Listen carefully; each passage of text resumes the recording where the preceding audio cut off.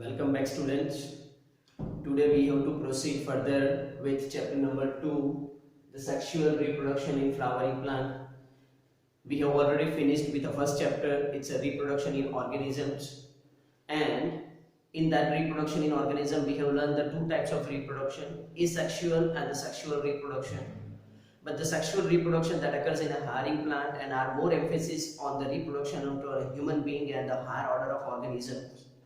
So now we have to learn the sexual reproduction in different category of a living organism. In chapter number 2 we will learn the sexual reproduction in flowering plants, and in chapter number 3 we will learn the sexual reproduction in human being. In this chapter now we will emphasize the sexual reproduction in flowering plants. What are the events that occurs? That all the events we will discuss in detail in a flowering plants. Okay. Now, what is a flower? This is flowering plant. So what do you mean by flower? Flower is reproductive part of a plant. It is a reproductive part of a plant. We have a good relationship with flower. Like see, flower, we have a number of values with the flowers. Like for an example, it gives our aesthetic appeal, a very good appeal. Like you go to a garden with the flowers, lots of flowers and colorful flowers, it gives a very good feeling. It also has some religious values. When we go to temples and mosques, we offer some kind of a flower. It also has some cultural values. In different cultures we are using, or cultural events we are using the flowers. Even it also has, or it is a kind of a living, or it's kind of a thing which is going to be used to express our emotions, like love, grief, or sadness, etc. are going to be expressed with the help of this flower. But here in biology, we are considering it as reproductive part of a plant. That means it can be used to generate, or it is a mean which is used for a sexual reproduction. So, before starting the sexual reproduction in flowering plant, let's discuss some of the parts of a flower so you can better understand what are the, or how it is involved in a reproductive process or sexual reproduction. Okay, you might have learned the various parts of a flower in the 11th science, but still we want to go ahead so that we'll brush up whatever you have learned regarding the flower. Okay, so I just drew a basic schematic diagram of a flower.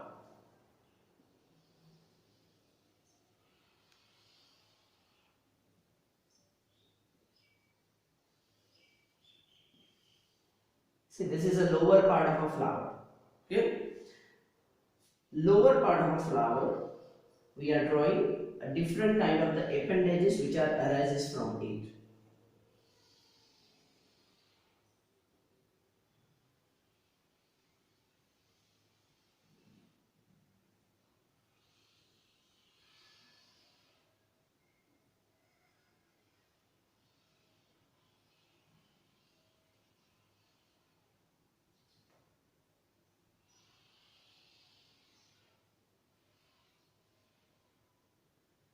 So this is the third appendage which is going to be arise from it.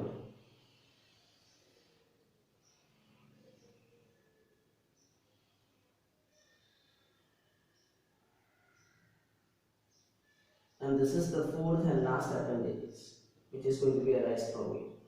This is a typical schematic flower diagram.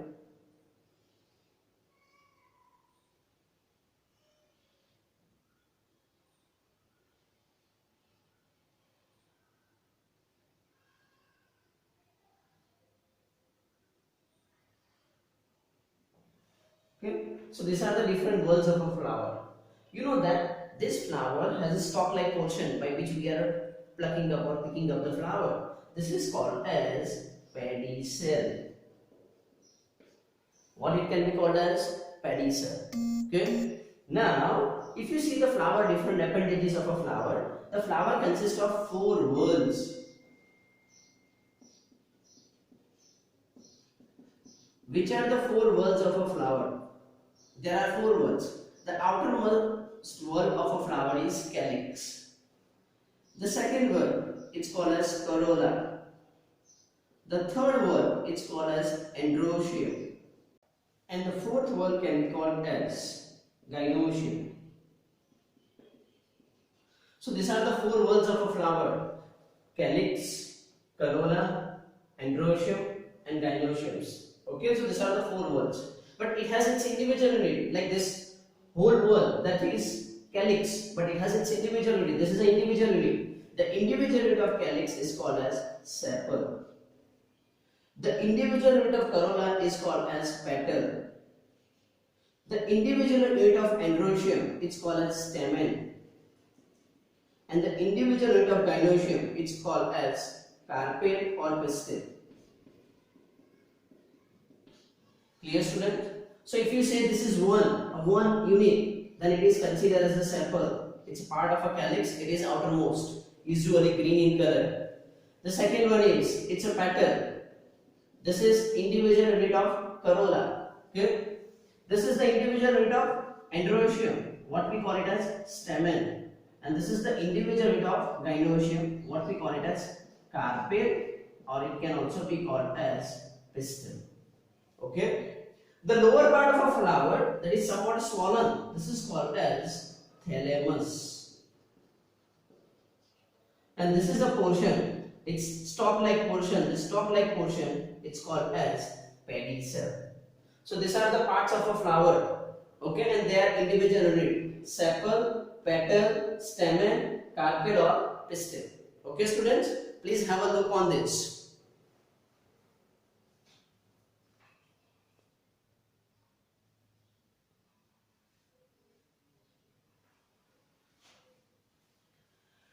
Now students, see, you know that these are the four individual units which are present in the flower. But from these four, these are two outer one and these are two inner one. Okay, the outermost is sepal, afterward it's a petal, afterward it's a stamen, afterward it's a carpel and pistil. But these two walls, they are considered as sterile. That means they are not involved in reproduction. Whereas these two, they are considered as fertile. Means they are involved in a reproduction process or sexual reproduction process. Clear? These two, which are the sterile appendages, sepal and petal, they are considered as the sterile appendages. That means they do not involve in a sexual reproduction directly. Remember the word directly. Second, these are the fertile appendages. Which are the fertile appendages? Stamen and carpel or pistil. They are the fertile appendages because they involve into a sexual reproduction directly. So that's why they are called as fertile.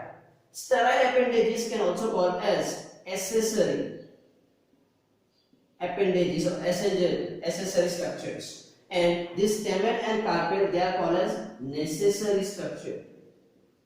Why it's called as a necessary structure? Because without that the sexual reproduction process does not happen. And they are the accessory. If they are present, no problem. If they are not present, there is no harm in the sexual reproduction process, or there is no interference into a sexual reproduction process. Clear, students? Okay. So these are the accessory structures and these are called as necessary structures. Okay. From this fertile or the necessary structure, the stamen is considered as, this is a stamen, male reproductive organ. It is a male reproductive organ. Whereas the carpel and the pistil can also called as female reproductive organ. Okay. So which is a male reproductive organ in a flower? It is a stamen. And which is a female reproductive organ of a flower? It's called as carpel or pistil. Okay, students? Okay. Now, if you look after this male reproductive organ or stamen or female reproductive organ, they also given their other name. The stamen can also be called as, remember this name, you might not have heard this, microsporophyll. Okay, stamen can also be called as sporophyll. Similarly, the carpel, it's a female reproductive organ. It is also called as megasporophyll. Okay, clear, students? Stamen is called as microsporophyll and the carpel, a female reproductive organ, it's called as megasporophyll. Okay. Now this stamen, a male reproductive organ of a plant or flower or the microsporophyll, it's further divided into two parts. A stalk-like portion which is present in it. This is a stalk-like portion of a stamen. This is called as filament. And the second, the distal part, it is called as anther. So which are the basic two parts of a stamen? Anther and the filament. Okay. This anther connects to a filament by connective. Anther is connected to a filament by connective. This is a part where it is present.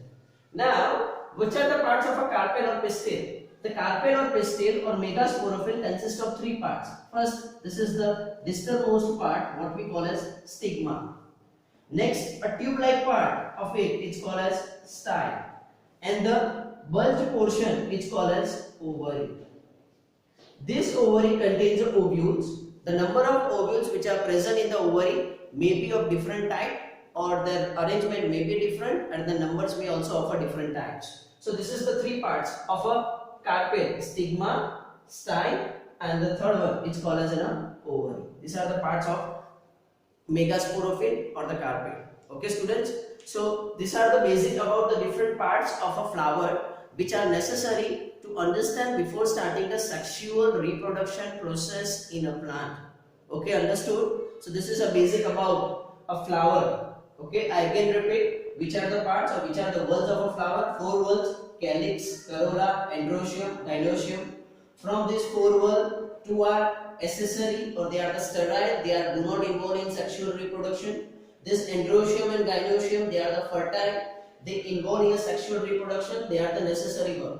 Okay, for our point of view, two important parts: stamen and carpel. Stamen is a male reproductive organ, can also be called as microsporophyll. Carpel, it is a female reproductive organ, it can also be called as megasporophyll. Stamen, it consists of two parts: anther and filament. Anther and filament. Filament is a stalk-like portion, it's connected by connective. And the carpel consists of three parts: stigma, tube-like structure, style, and the lower bulge portion called as ovary. Within an ovary, what is present? Ovule. Okay, so these are the basic parts of a flower.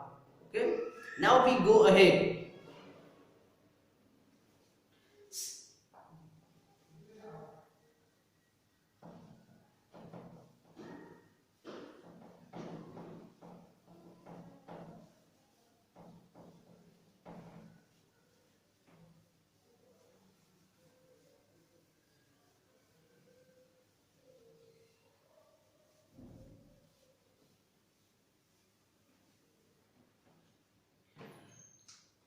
In the previous chapter, we have learned the events in sexual reproduction.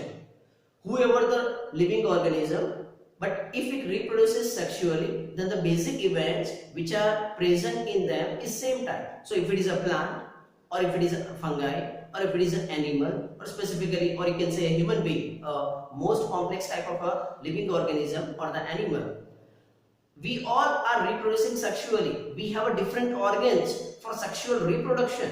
But yes, when it comes to events, the events which occurs in a sexual reproduction, in all their basic events remains the same. And which are the basic events of sexual reproduction? There are three events. First is called as pre-fertilization, second is called as fertilization, and third one is called as post-fertilization. Same here, it is a flowering plant, but it reproduces sexually. So the basic events it occurs in them are the same. It's called as pre-fertilization. Second one is called as fertilization. And third one is called as post-fertilization. Clear? These are the basic three events. Flowering plants can also reproduce by the basic three methods: pre-fertilization, or basic three events: pre-fertilization, fertilization, and post-fertilization. Now we also know the sub-events. The pre-fertilization includes two. First is called as gametogenesis, and then it's a gamete transfer.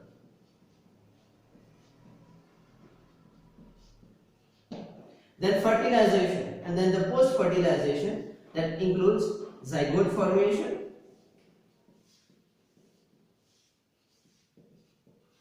and embryogenesis. So if we want to learn the sexual reproduction in a flowering plant, we have to learn it in a sequential manner. First pre-fertilization, then fertilization, and then post-fertilization.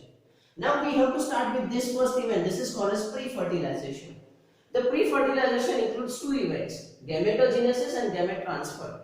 So here, first event is gametogenesis. Now I hope all of you know what is the meaning of gametogenesis. It is a process of formation of a gamete to different types of a gamete. One is male gamete, the other one is female gamete. These are the two types of the gametes which has to be produced. Okay. So how these gametes are going to be produced in a flowering plant? Flower has two reproductive organs. One is a male reproductive organ, what we call as stamen, or it can also call it as microsporophyll. It also has a female reproductive organ which can also be called as carpel, or it can also be called as pistil, or it is called as megasporophyll.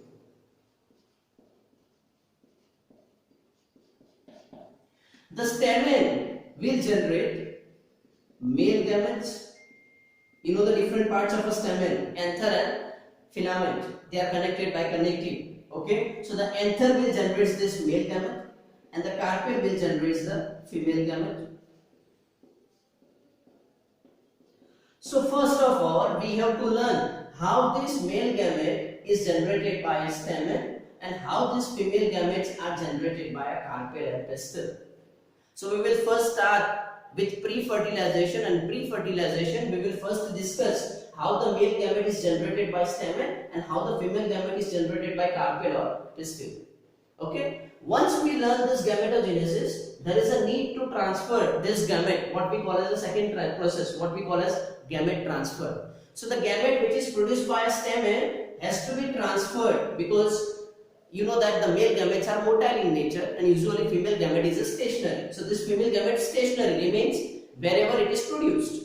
But this male gamete, it is a motile, it can move. So this male gamete has to be transferred and reach to a female gamete. That can be achieved by a process called as pollination. A transfer of gamete occurs. When transfer of gamete occurs, the male gamete and female gamete, they will be brought together. Okay. And when they will be brought together, the chances are that they can fuse, and that fusing process is called as fertilization. Here in a plant or angiosperm, the fertilization occurs 2 times, so we have to learn the double fertilization that we will see in detail. And then we will learn the post-fertilization. That means we will learn a process of formation of a zygote. Once the fertilization or fusion occurs, a zygote will be formed, and from zygote the embryo will be formed. Okay, but here not only a one-time fertilization occurs, the second time fertilization occurs. The first fertilization leads to a development of a zygote and ultimately from that embryo, and the second fertilization that leads to a formation of an endosperm.